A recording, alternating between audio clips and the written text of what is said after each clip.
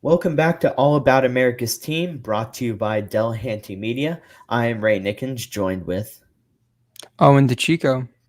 and we are back to talk about the Dallas Cowboys as they ended any talks of a Texas Chainsaw at Jerry World sequel when they destroyed the Falcons 43-3. The Cowboys played flawlessly in every aspect, and we are going to talk about why that was in this episode. But first, let's dive into the injury report. Owen, take us through the injury 10.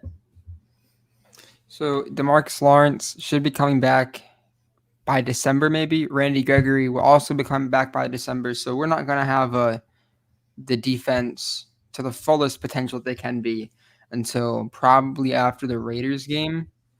After the Raiders game. So probably the week after Thanksgiving, we'll hopefully have a healthy D-line. Besides that, I think everything is good. There were no injuries that I had saw or seen. I thankfully it was a healthy game. I believe there were nothing that was too bad. Yeah, But that's the it's usual, always yeah. yeah, Yeah, it's really great to get through a game unscathed for the most part. I know our division rival, the Washington football team, did not have that same yeah. result. So it's good for the Cowboys to stay as healthy as possible as they continue to get into this home stretch. But let's get right into the itinerary for the day. So we will begin with our overall thoughts on Sunday, where we will share our key moments of the game and also key players. Then we'll go into a little bit of our overall thoughts on how much substance this game actually provides.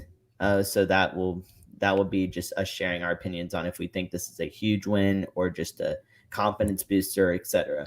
Then finally, we'll jump into escape from reality as the NFL had a very interesting week, and we are really excited to talk about it. So let's get right into Cowboys football. So Dak bounced back from last week's dreadful performance. Trayvon Diggs got back into the takeaway train, gathering his 8th interception. So, Owen, I'll let you go first. What was your thoughts on the Cowboys game?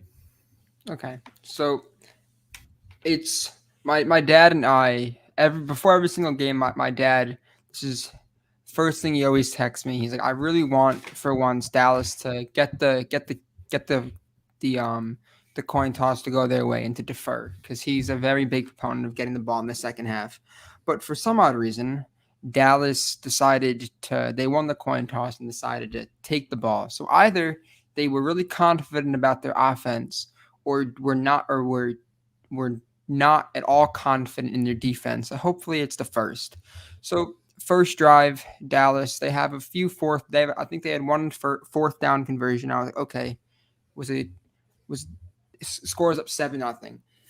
And then when Atlanta got the ball, they were just feeding Kyle Pitts. And I was like, this game is going to be a long one. It's going to be a shootout. And I don't know if Dallas is going to be able to stop Kyle Pitts.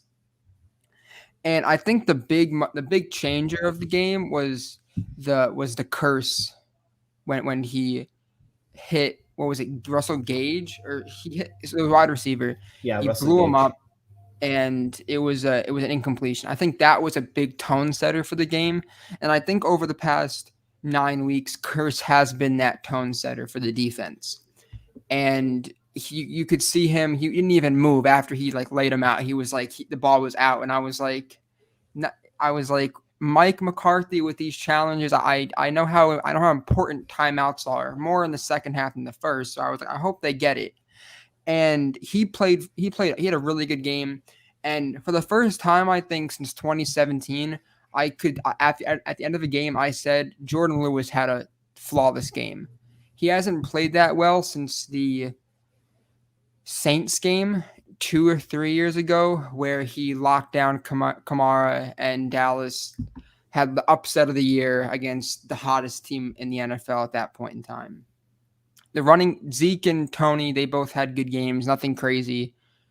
I think that the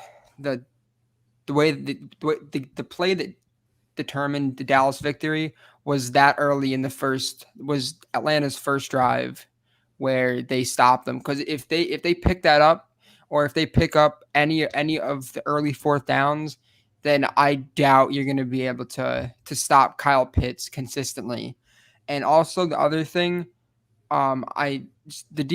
Dorrance Armstrong, Micah Parsons, they both played really well. I'm not really a big fan of Micah Parsons on the end, but and also Dorrance Armstrong got a sack, so both of them had registered sacks, and it was good to see the backup defensive ends doing something, because usually it's Randy or nothing.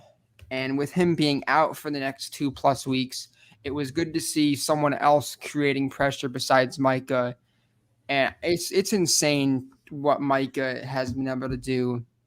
And I know Ray will never let me forget it, and I'll apologize every single time we record. I was very, very wrong on Parsons. I wanted Pat Surtain or J.C. Horn, and sadly J.C. Horn is out for the season. Hopefully he can come back next year and show that he was one of the best corners in that draft. And Surtain, I'm sure, is going to have a great year, but I was very wrong on him. I was not a big fan of Dallas drafting a linebacker, especially after Leighton Vander Esch, who no one really wanted.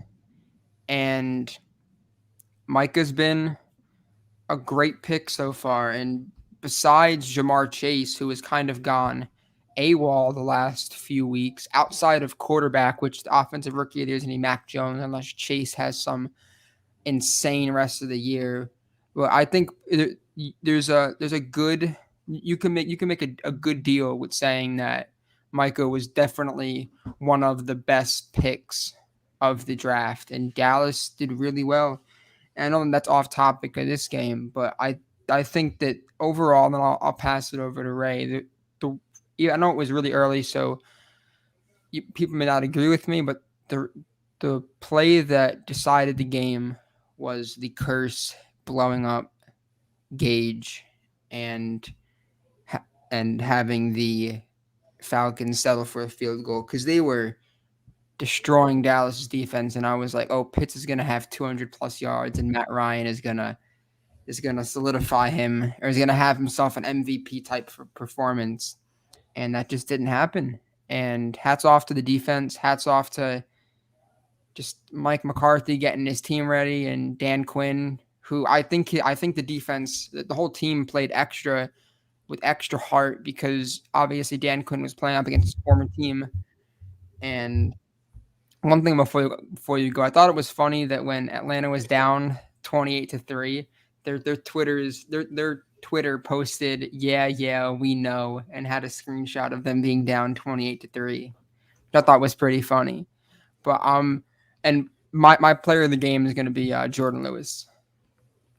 Yeah, it's always great where the opposing teams improves their PR and tweet something hilarious like that, just to get the mood up for the fan base. I'm sure half of the fan base was very annoyed with the tweet, and then the other half found a little bit of joy from the joke. But anyway, just to share some of my thoughts on the game, I really liked the energy that Dallas opened the game with.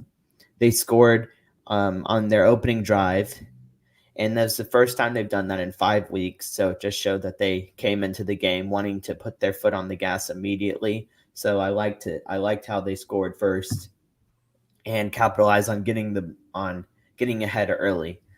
And also the defense, they played very well during the game, only gave up 3 points, and that was Atlanta's first drive. Like you said, you touched on that play with Russell Gage a little bit.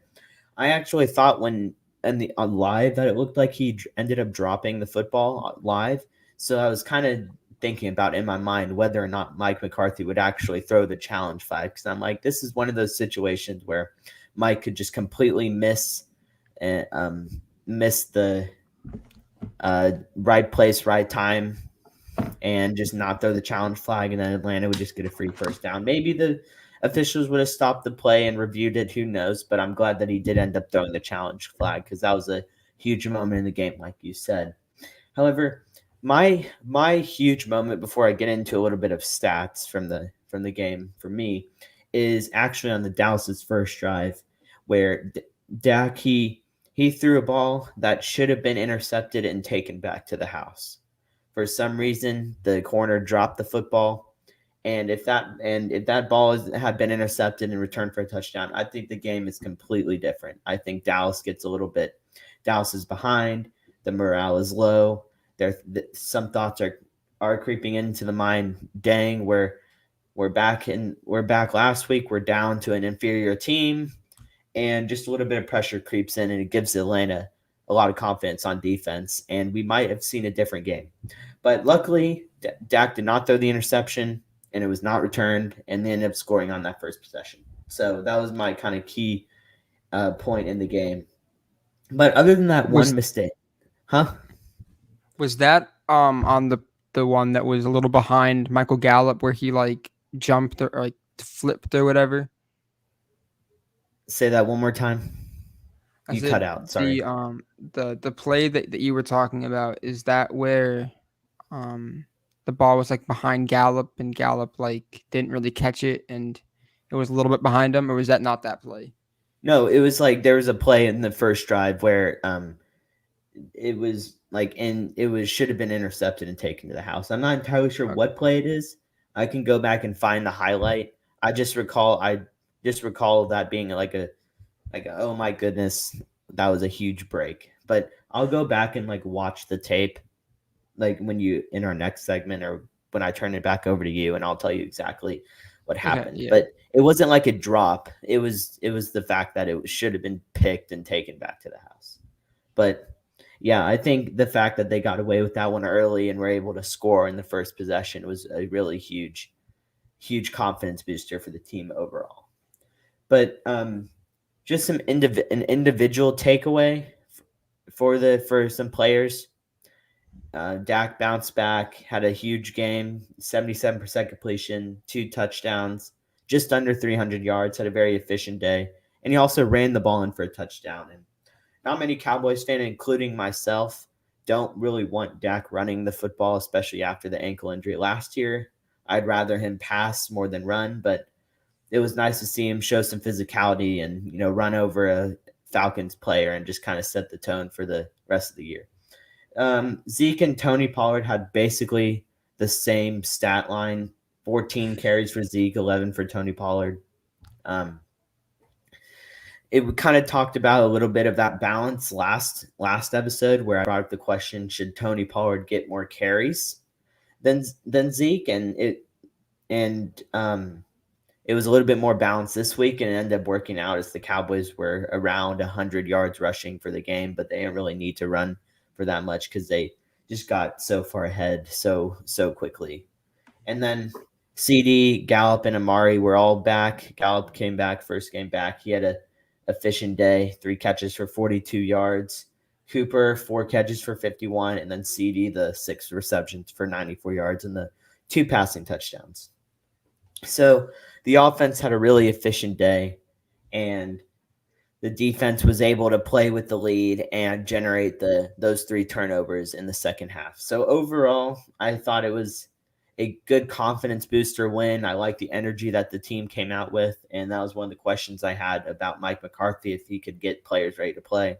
And this week, he did a great job of that. So kudos to him, and that's about all I have on regarding the game.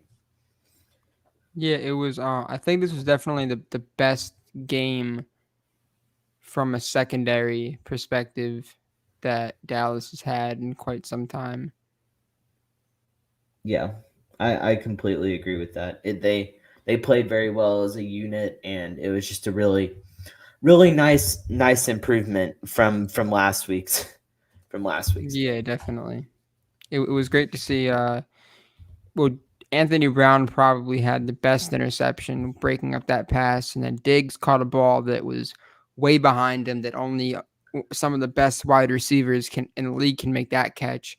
And then Jordan Lewis's interception just had really great concentration and picking off the deflected ball off of, I think it was either a wide receiver or Dallas player, but we were all great. And I think the defense as a whole played really well. And it was just great to see Dallas play have a complete game. And also something that we haven't talked about yet, Dorrance Armstrong blocking the punt and Nashawn Wright housing it at the end of the first half, which I definitely thought was pretty great. I read a stat where there have been 3 blocked punts this year, and for Dallas, and they've only had 1 in the Jason Garrett era, which I think was against the Eagles. But Ray, correct me if I'm wrong. Say that one more time. About Just that Dallas has had 3 blocked punts this year, and which is way more than they had under Garrett. They only had 1 in his tenure, which I believe was against the Eagles. Yeah, like I said, I have no idea. I have no idea. The 3, they definitely have had 3 blocked punts this year, so that's factual. However, I have no idea how many block punts they had with Jason Garrett. Only I don't had recall 1. any substantial ones, but I mean that's just kind of a fact that I'll have to go back and see. Yeah. But yeah, anything else you got before we kind of move on to our next bullet point on the itinerary? Kelvin Joseph played, which was pretty great. He had some snaps in the beginning of the game when Dallas was only up 7-3, and then he had a pass deflection at the end of the game, and it was just great to see them put Kelvin out.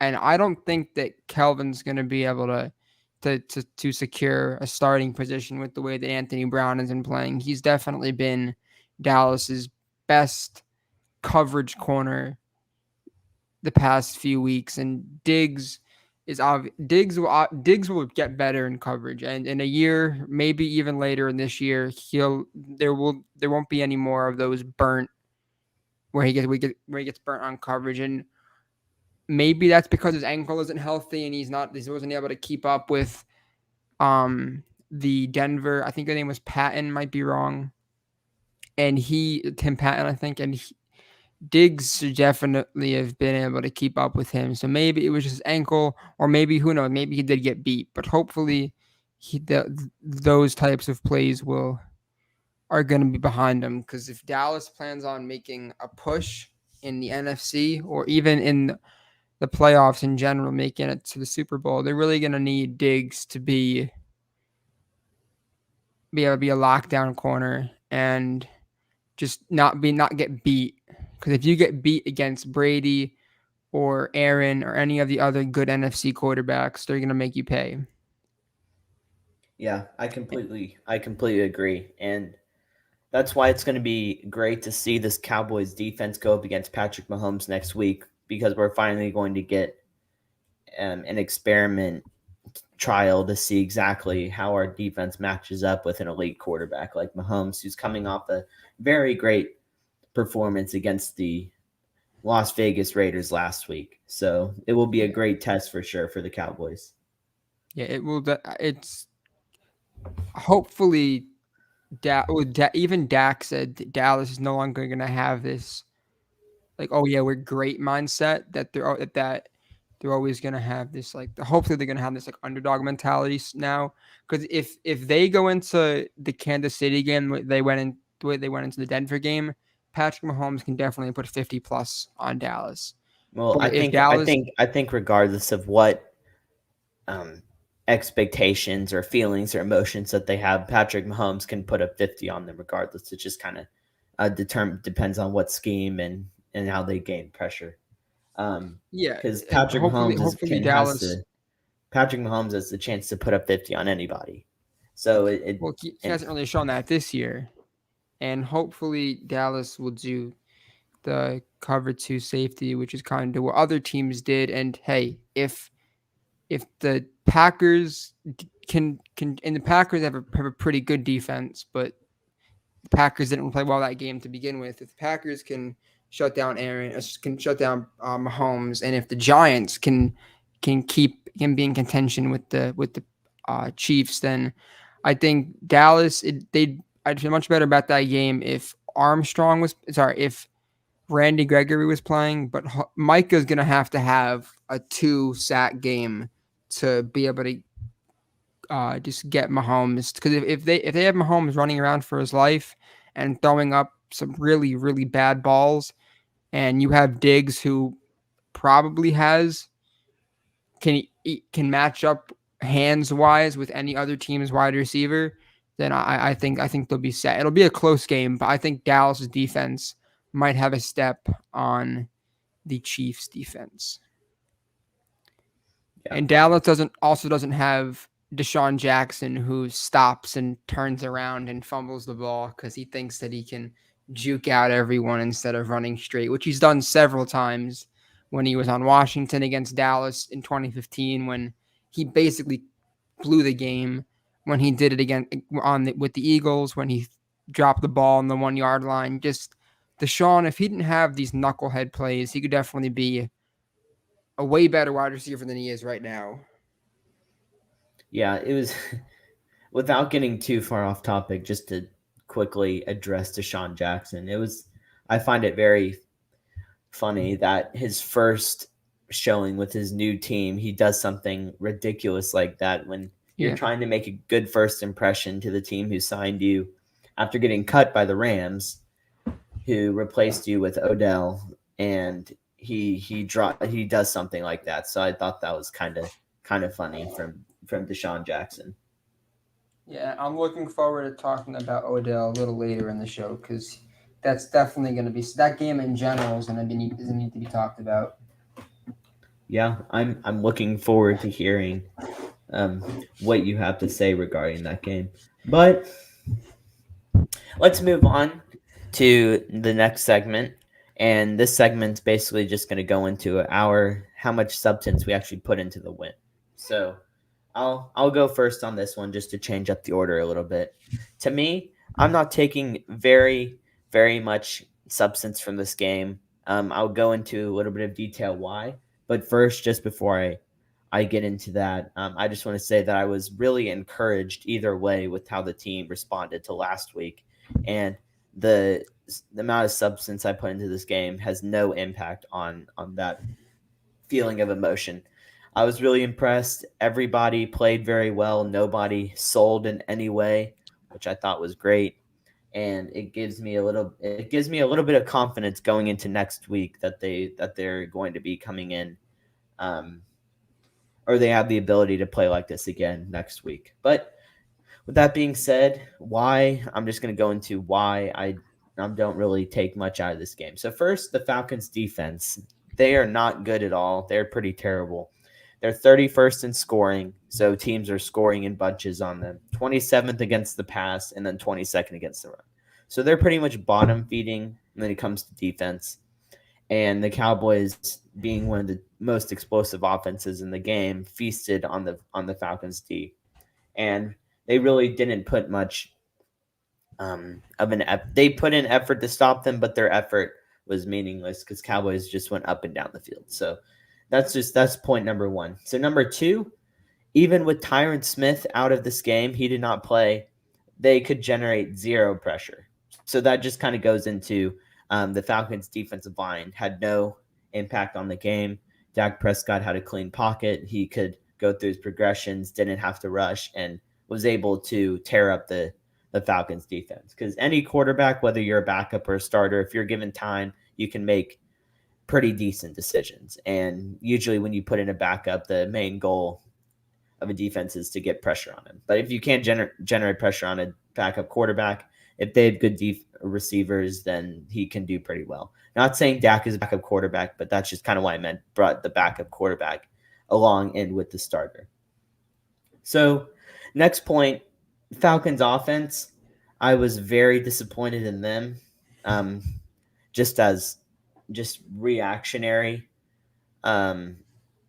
Randy Gregory and DeMarcus Lawrence not playing, I thought that the offensive line would be able to protect Matt Ryan, and they weren't able to do that. The Cowboys were still able to get pressure on him. Matt Ryan was under duress for most of the football game, and he made some bad decisions in the second half that led to interceptions, and really the game was over before that point.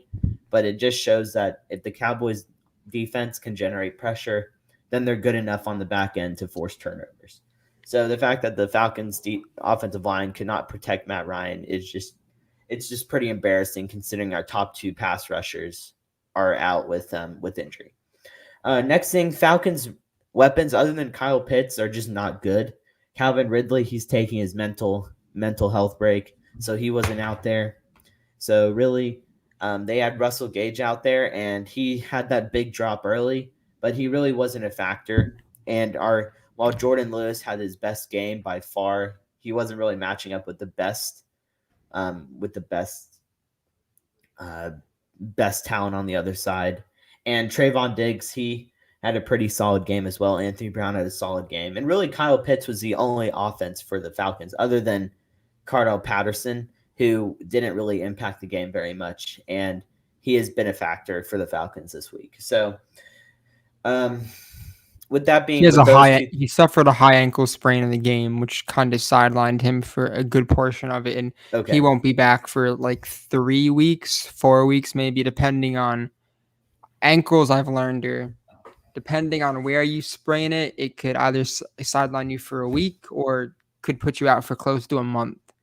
So I always love whenever doctors talk about injuries that players have, like with Dak's injury.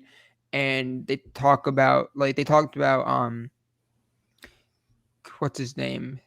Cam Akers. They talked about his Achilles injury, which is kind of cool. Just it gives you a different perspective and like lets you know how significant the injury actually is.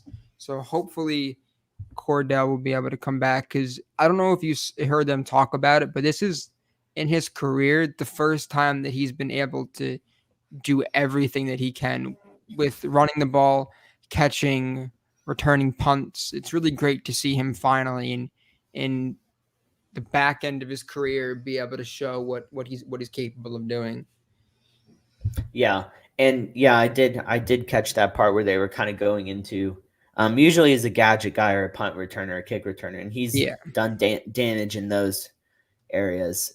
And it was when you're the Falcons and you lose Julio Jones and Calvin Ridley opts out of the season and opts out early on in the season, players like Cardell Patterson are going to get a bigger role. And so I was glad to see him make an impact for the Falcons offense. And yeah, really sad that he wasn't able to continue playing. And maybe the score would have been different if he was still in there. But I mean, I doubt the outcome would have changed just based on how the Cowboys defense was playing. But with that being said, I know the Falcons, they did beat the Saints the week before, but it was not Drew Brees. It was Trevor Siemian. And so really the Falcons, they've kind of been beating up on bad teams other than the Saints. So I'm glad that the Cowboys showed that they could beat those teams that aren't very good, especially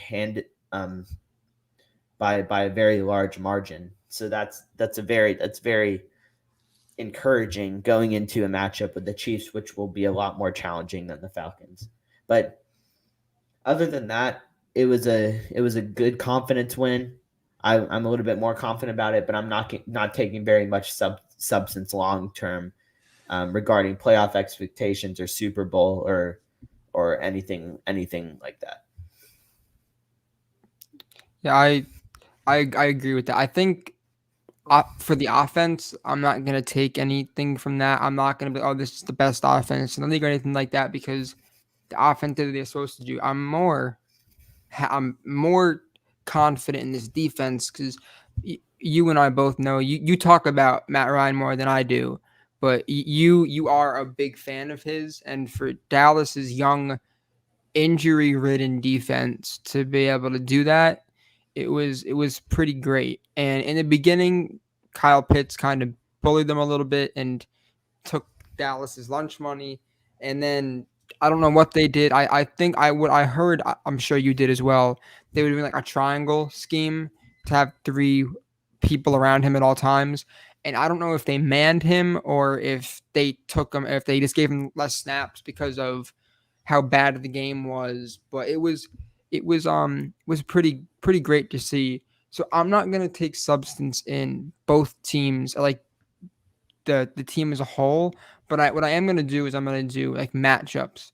Grady Jarrett, I think his name is one of the best defensive linemen in the league.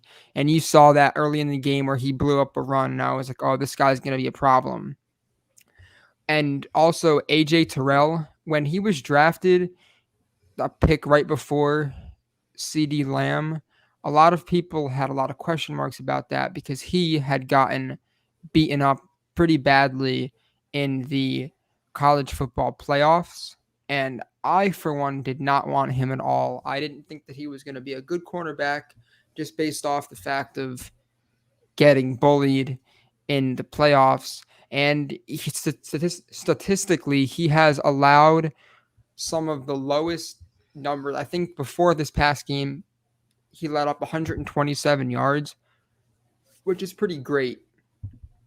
And I don't know if they had, I don't think they had him like stay with any one wide receiver, but I don't know if Dak avoided him or if I'll have to watch the matchups. I'll have to go back and look at it. But it was great to see wide receivers were beating Tyrell, and it was good. It was nice to see that, and it was nice to see them get some pressure. Dorrance Armstrong got pressure on Jake Matthews, I believe, who is a premier. It's kind of hard to have a really good left tackle, and he is at age 29 or age 30 is one of the better left tackles in the league.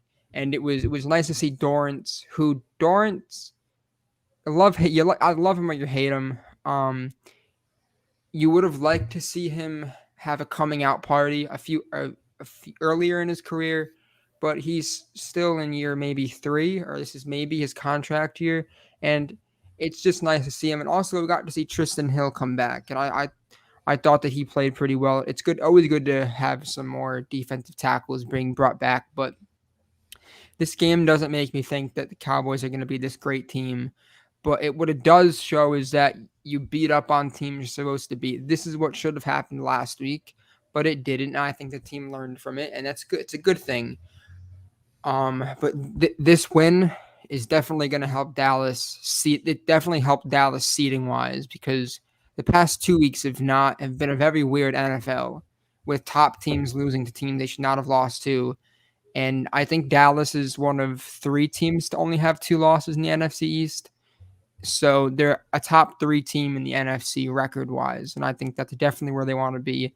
And hopefully they can stay around there because I do not want Dallas to have the 4 seed, and I do not want Dallas to have the 1st seed. So hopefully they can stay in between that 2 and 3 seed.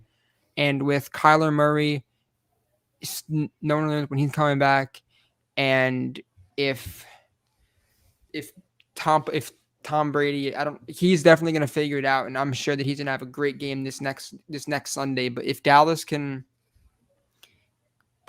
if they can beat the Chiefs, then a week from today, if Dallas will be able to beat the Chiefs, then I'll start singing their praises. But because if you've been listening to this show since the beginning, when 22 episodes ago, when Ray and I first started, we both had this game marked on our calendars, this game and the Arizona game. But with that game, I don't really know because it's later in the season, so they may be resting players. Dallas could be resting players, so who really knows? But this game is going to be the biggest test of the season besides the Tampa game. But substance, I think it was a good win, good team win, but I don't think that this is going to have it'll help the confidence, but I don't think Dallas today was like, man, really, really beat a really good team. Like, good for us. It's going to be like, I hope that they're going to be like, we took care of business and we're going to have the same mentality that we had last week going into the Chiefs game. Because I know they don't want to get embarrassed by the Chiefs. So. Yeah. Just to go back to AJ Terrell, I was trying to watch during the game how he was doing matchup wise, and for the amount that for the first half where I paid a lot of attention to the game because the game was still fairly close in the first half, it didn't look like Dak was targeting Tyrell very much, but he was getting whatever he wanted from the other cornerbacks. So I don't really know if they were just, their game plan was to avoid Tyrell or if it was just to, hey, take what the defense gives you. I'm sure Dak did target Tyrell a couple times, but especially that fourth down play to Michael Gallup, AJ Terrell was on the completely opposite side, and there was some sort of blown coverage with the safety in the corner, and Michael Gallup was wide open for the first down on that play. But like Owen said, that's kind of something that you'd have to go back and look. I don't think Terrell had a very poor game. I just don't think they really needed to attack him because they were just attacking the other players in the secondary. But yeah, Owen and I, we pretty much have the same opinion regarding the substance from this football game. But I'm glad that both of us kind of think that it was good to have this emotional improvement and confidence booster, especially from this team and then us as fans. Because if we would have blown this game as well, then we might have had to come in here and talk about potentially a third straight loss, and then the NFC East would be a little bit more competitive. But as of right now, the Cowboys should walk into the playoffs as the division champs, and we'll be talking about in the near future just kind of who the biggest threat is in the NFC to stop them from making a postseason run. But we could talk about that later on in the future. Let's get into some escape from reality. And this week was a pretty interesting week, just like the previous weeks. There's been a lot of shake up in the league. Teams have been losing to teams that they shouldn't. Had some off the field stuff that was pretty crazy. But just let's focus on this week. So Owen, I'll let you go first, so I don't potentially steal any games that you have, like I did last time we did this. Oh yeah, this segment. So I'll let you go first. What were your 3 escape from realities? So my first one is Pats taking down the Browns, and it was a good friend of mine that goes to Baylor is a Browns fan, and him and I were going back and forth about this game, and I feel like there's a cycle of Baker. Baker will lose. The next week Baker will have underdog mentality. Next week the week is underdog mentality. He'll win, and then the next week get blown out, and it's a constant cycle of that. And I thought that not having Odell on that team anymore was going to give them was going to be a confidence boost and be able to not have Baker pressured to throw him the ball. But the Patriots and Jacoby Myers, who for the first time in his career did reach the end zone, so good for you, Myers. Congratulations on your 2-year career. Finally getting a touchdown. And Mac Jones just had a really good game, made some really good throws that a rookie shouldn't make. My second game is Miami taking down Lamar Jackson company. That was a big shocker to me. I think the best play of the game was when I think the offensive guard almost scored a touchdown, which is pretty cool. And they beat him 22-10, and Lamar. It was just great to see Tua play well. He made some good throws. I think his completion percentage was high, and it was just good to see that other teams can lose that are considered to be top teams in their respective divisions. Because when Dallas or I guess not to talk about that, but when other teams that were high in their divisions lost, it kind of felt like, oh, is there a plan that people have made or blueprint to beat the team? And Miami, I guess they just found a way to take down Lamar and company. It was great. And my last one is the 49ers beating the Rams. There was a lot of speculation on Twitter that with OBJ only practicing for one day, it was a little bit of a rush. And I'm sure Ray could probably give me the exact year, but Ray, what year was Matthew Stafford drafted in? I believe 2009, but it Okay. might have been 2007. Okay. So in that span, did you see his throw up to OBJ that was intercepted? I did. It was not the best decision. Yeah.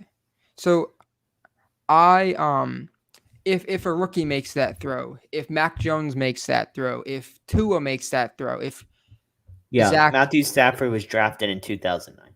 okay, awesome. Yeah. So to see Matthew Stafford, an established quarterback,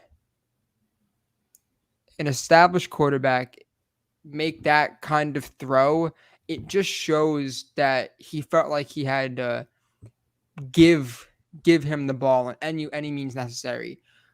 And it was not the greatest thing to see. Stafford didn't really play all that well, but the 49ers really played well. I think the funniest play of the game was when Kittle pancaked Von Miller, and it was just a great way to just finish the game. But like, yep, that's exactly how that game's going. When a guy you just traded basically 2 premier picks for just got put on his back by a tight end when the tight end should not be able to do that.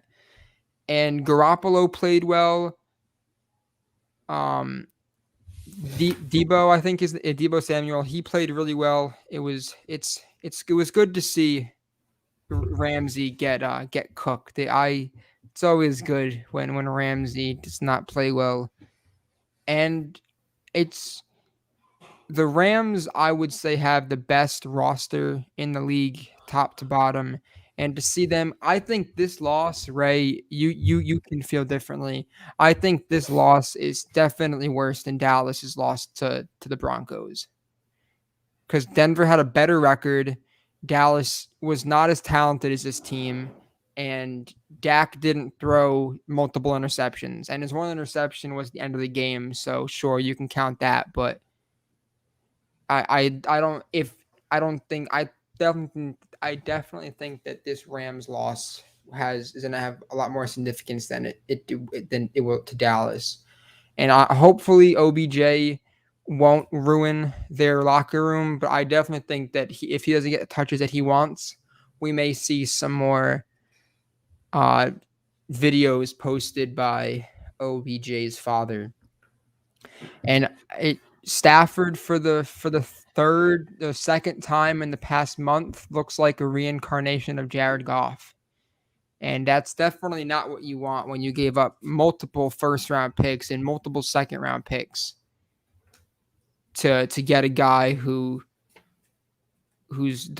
career looked destined to fail in Detroit and then goes to LA and puts up performances like this against a team that you're supposed to beat on Monday night. Yeah. So, couple of things. Number one, I disagree. I think the 49ers are a way better team than the Broncos. They've just underachieved. I meant record wise, like Denver's a better record. Right. But I mean, Denver's beaten cupcakes except for the Cowboys, which was impressive. But anyway, the 49ers, they have a great running game. They showed that against the Rams. I think what really hurt the Rams was the fact that they couldn't stop the run, and the 49ers just wanted to play a very physical game. And really, they took Jimmy Garoppolo out of the game, really, by running the football. Garoppolo, he had a very easy time back there, didn't get much pressure on him, made quick reads, and they ran the football effectively. So it really kind of neutralized the Rams' strength, which is rushing the passer. In regards to Stafford, every quarterback is going to struggle. He's had a few bad games. I think it's great that they're having a bye week this week so they can kind of reassess their situation, kind of come up with a game plan to kind of jumpstart the second half of their career. I know we were talking about the Bucs last year, or everyone was talking about the Bucs struggling and going into the bye week as potentially missing the postseason. But not saying Matthew Stafford or the Rams are Tom Brady Tampa Bay Bucks, but it's just the same situation where they've struggled the last few weeks, lost to the 49ers, and then had a loss last week to So I think that to the Titans. So I think they'll figure it out. It will be good. It will be good for OBJ to have a bye week to kind of learn the system. He was on the field very much because he didn't really have the playbook down in two days. His only practice day was Friday, and the game happened Sunday or Monday night. So he didn't really have much time to get a handle on the game plan. And that deep ball, I really don't know why Stafford threw that pass. I think he put a little bit too much trust in Odell, and especially with them not having very much chemistry. I think the fact that them having no chemistry still threw the ball up was kind of alarming. That's Devontae Adams or DeAndre Hopkins or CeeDee Lamb, Amari Cooper, Cooper Kupp, etc. I think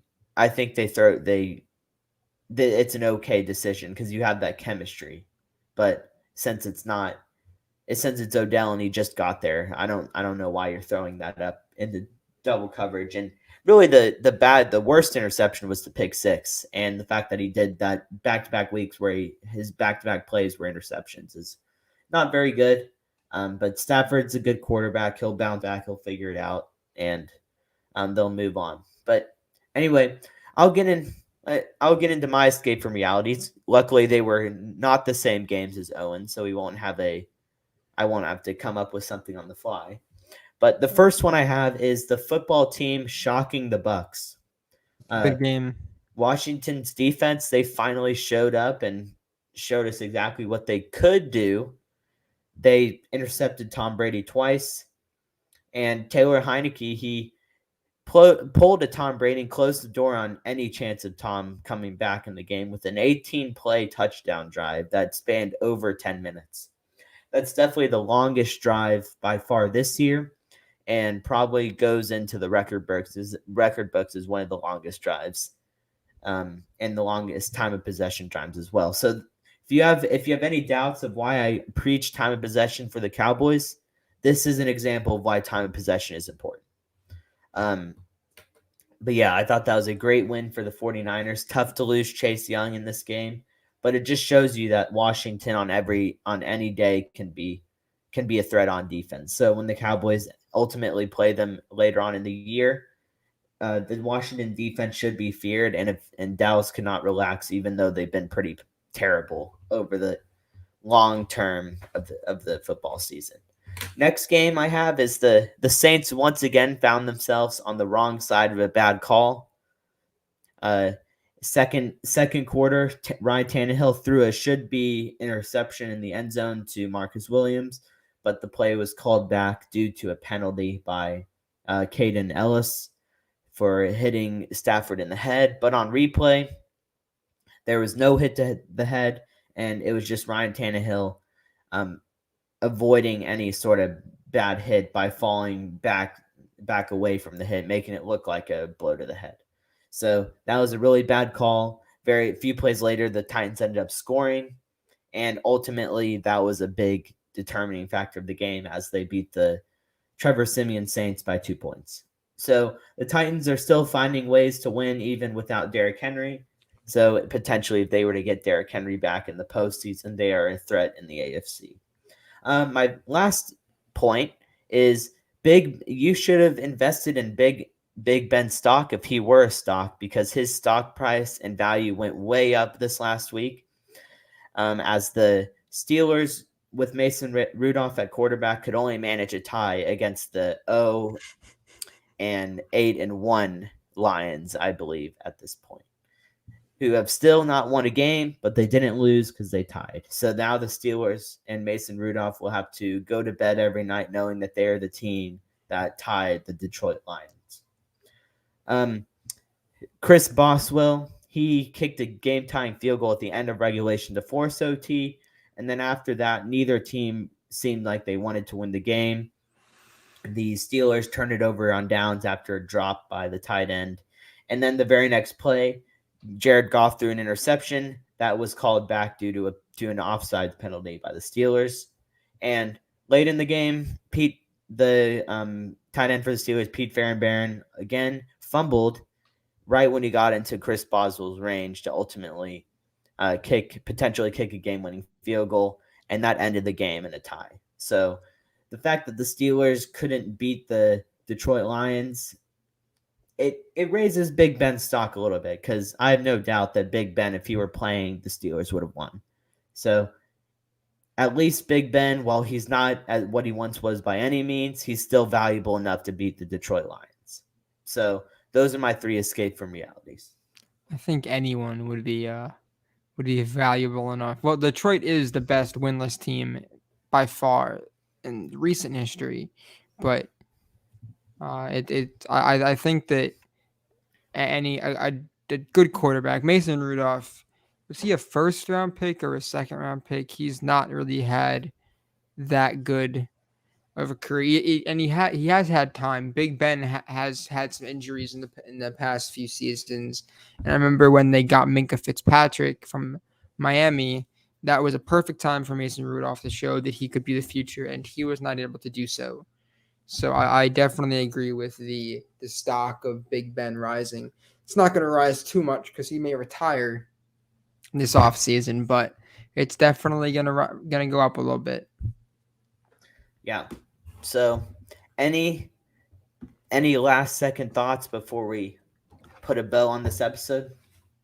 I am very happy to finally have a punter who can kick for 60 yards. I was so sick. I loved Chris Jones. I remember when he laid someone out. It was great to see. But I'm just so happy that they have a competent punter that can kick the ball into the opponent's territory. I don't have to watch 20-yard punt. Something that I could probably kick a 20-yard punt, or maybe not 20, maybe like 10 to 15. But I could do something similar to what Chris Jones was doing. Granted, he had a abdominal injury, but it's good to finally see someone that can switch field positions like that. So I think that's all that I have left. Overall, a really complete game for Dallas, and it's going to be interesting to see if Tyron Smith can play this week.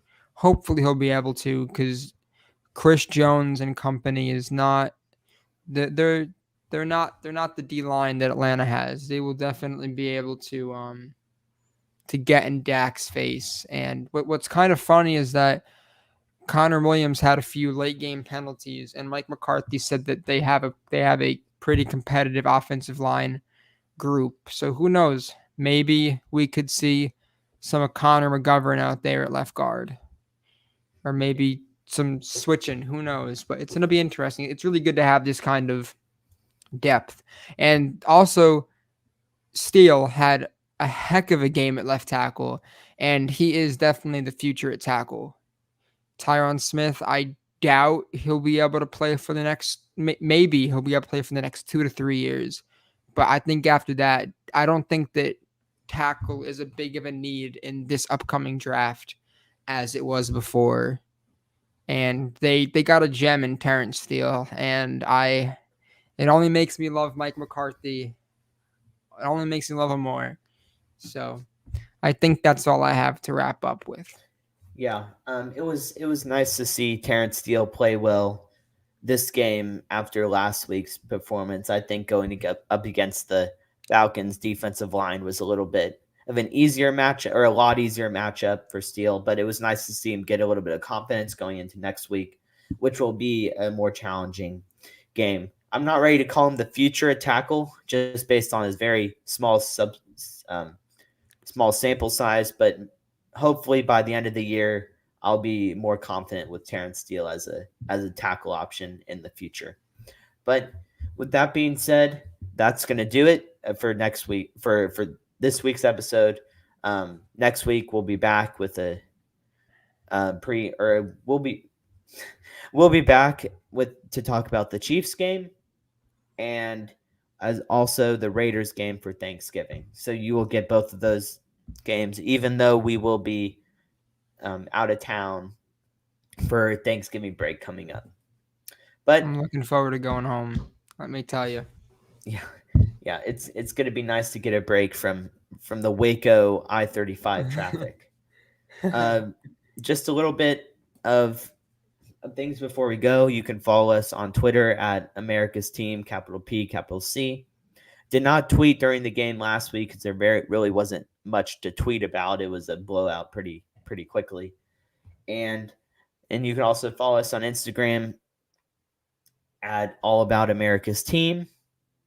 And we're looking forward to talking to you guys next episode and looking forward to a great second half of this season. So thanks everyone for watching. Have a great rest of your week and go Cowboys. Go Cowboys.